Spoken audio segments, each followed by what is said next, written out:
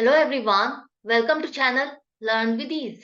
आज का टॉपिक है हमारा कैश फ्लो स्टेटमेंट का, जिसमें हम सॉल्व करेंगे क्वेश्चन नंबर 45, चैप्टर 4 टीके गोयल की बुक से, class 12 accounts. Online sessions, online classes के लिए आप मुझे व्हाट्सएप कर सकते हो इस नंबर पर। आप मुझे फॉलो कर सकते हो telegram channel learn with ease official पर भी। तो क्वेश्चन में दिया है आपको कैश फ्लो स्टेटमेंट बनाना है।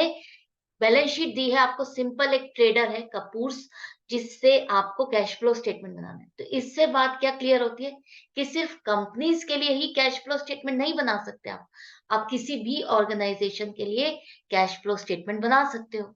तो आपको उसके लिए क्या चाहिए? सबसे पहले हमको प्रॉफिट चाहिए, profit before tax and extraordinary item. वही चीजें सब अप्लाई होंगी यहाँ पर भी। तो प्रॉफिट आपको पता होगा, अगर प्रोप्राइटरशिप कंसर्न होती है तो हम प्रॉफिट को कहां पर शो करते हैं? बैलेंस शीट में जाकर के आप ओनर के कैपिटल में उसको ऐड करते हो, यही करते हो ना। तो अब यहाँ पर देखो क्या लिखा है कि कैपिटल में कोई एडिशन नहीं हुआ ड्यूरिंग द ईयर, कोई और फर्दर कैपिटल नहीं लगाई है ओनर ने, और ना ही उसने पैसा विड्रॉ किया है। तो जो भी चेंज आया है वो किसकी वजह से आया है? जो प्रॉफिट हुआ है उसको ड्यूरिंग द ईयर, वो उसकी कैपिटल में ऐड हुआ है। तो 2,40,000 ओपनिंग था, क्लोजिंग आपका 3 लाख है, तो 60,000 से जो बढ़ गई है इसकी कैपिटल, वो आपका प्रॉफिट है। इसी को लेकर के आपको स्टार्ट करना है। कोई टैक्स नहीं है, कोई डिविडेंड, कोई रिजर्व, ये सब आपका इसमें नहीं आ रहा, तो उसको भूल जाओ। डायरेक्टली आपका जो प्रॉफिट आ रहा है 60,000 का, उसको लेके चलो। अब उसके बाद हमको कौन सी एडजस्टमेंट्स करनी होती है? Non cash and non operating item. तो उसमें हमको क्या देखना होता है? एक तो डेप्रिसिएशन। डेप्रिसिएशन कहाँ से मिलेगा? कहीं और तो लिखा नहीं है, लेकिन यहाँ पर देखो लिखा है कि कोई फिक्स्ड एसेट हमने ना खरीदी है ना बेची है। तो जो भी चेंज आएगा, इसका मतलब वो किस लिए हो रहा है? डेप्रिसिएशन की वजह से हो रहा है। 2 लाख से घट करके आपकी एसेट 1,60,000 रह गई। तो ये किस वजह से 40,000 का चेंज आया? 40,000 से एसेट आपकी कम हो रही है, वो डेप्रिसिएशन है आपका। और डेप्रिसिएशन 40,000 आप ऐड करोगे, क्योंकि ये आपका नॉन कैश आइटम है, जिसकी वजह से कैश का आउटफ्लो नहीं हुआ।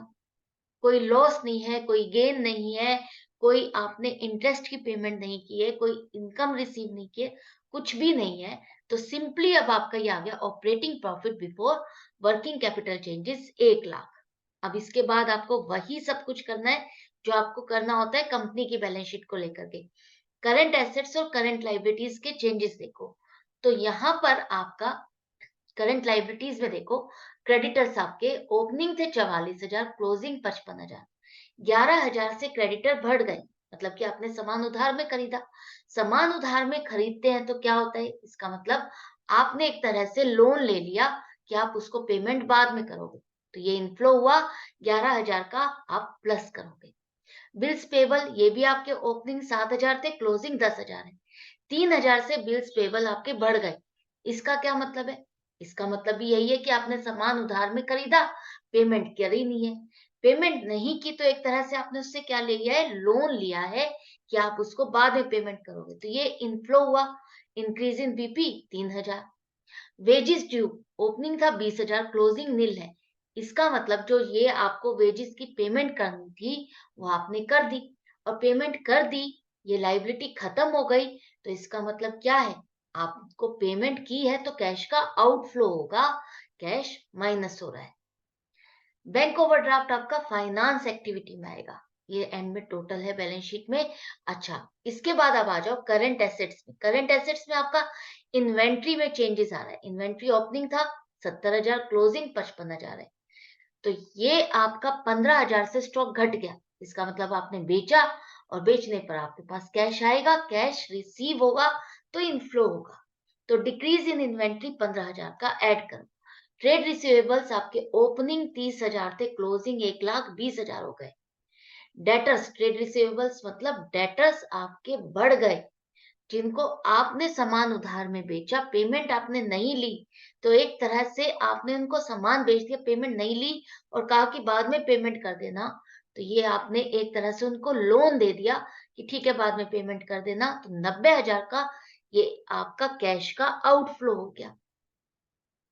प्रीपेड एक्सपेंसेस 16,000 से 10,000 रह गए। 16,000 से 10,000 रह गए, मतलब 6,000 से कम हो गए। तो जो आप प्रीपेड एक्सपेंस हम क्या मानते हैं, एक तरह से एडवांस आपने किसी को दिया है। अब वो एडवांस 16,000 से घट के 10,000 रह गया, इसका मतलब 6,000 आपको मिल गए। 6,000 का मिलना मतलब कैश का इनफ्लो होना, तो कैश आपका प्लस हो जाएगा 6,000 से। एंड में आपका बैंक का बैलेंस है, जो कि हम एंड में लिखते हैं कैश एंड कैश इक्विवेलेंट में आपका आएगा ये। क्लियर है? अब यहाँ पर देखो आपका ऑपरेटिंग एक्टिविटी की वजह से इनफ्लो हुआ या आउटफ्लो हुआ। आपका आ रहा है नेट बैलेंस 25,000 जो कि पॉजिटिव है। तो आपको ऑपरेटिंग एक्टिविटीज करने की वजह से आपके पास कैश आया है, इनफ्लो हुआ है। इन्वेस्टिंग एक्टिविटीज में देखो कोई एसेट खरीदी या बेची है? नहीं, यहाँ पर क्लियरली लिखा है कि हमने कोई भी एसेट सेल या परचेज नहीं की, तो इन्वेस्टिंग एक्टिविटीज आपकी निल है। फाइनेंस एक्टिविटी में क्या हुआ? फाइनेंस एक्टिविटी में देखो, क्या हमने कोई लोन लिया है? हाँ, लिया है। बैंक ओवरड्राफ्ट आपका एक तरह से फाइनेंस एक्टिविटी में आएगा, जहां से आप फंड्स अरेंज करते हो, लेते हो। तो 5,000 था ओपनिंग, क्लोजिंग आपका निल है। इसका मतलब आपने पेमेंट कर दी, रीपेमेंट कर दी, बैंक ओवरड्राफ्ट आपका खत्म हो गया। तो पेमेंट करने से आपका कैश का आउटफ्लो हुआ, माइनस हो गया 5,000। तो cash used in finance activity 5,000, मतलब कि कैश का आउटफ्लो हुआ। तीनों एक्टिविटीज को करके देखा तो नेट क्या आ रहा है आपका, प्लस माइनस अब आपको देखना है क्या हुआ इन तीनों एक्टिविटीज की वजह से। 25,000 ऑपरेटिंग एक्टिविटीज में इनफ्लो हुआ, इन्वेस्टिंग एक्टिविटीज नील थी, और फाइनेंसिंग एक्टिविटीज में आपका 5,000 का आउटफ्लो हुआ। तो नेट आपका 20,000 से कैश इंक्रीज हुआ है। तो कैश इंक्रीज हुआ आपका 20,000 से। अब इसमें ओपनिंग ऐड करो, ओपनिंग बैलेंस आपका निल है, कुछ भी नहीं है। तो ये आपका मैच करना चाहिए क्लोजिंग से, जो कि आपका 20,000 है। तो 20,000 ही यहाँ पर बैलेंस शीट में भी आपका क्लोजिंग आ रहा है, जो कि मैच कर रहा है।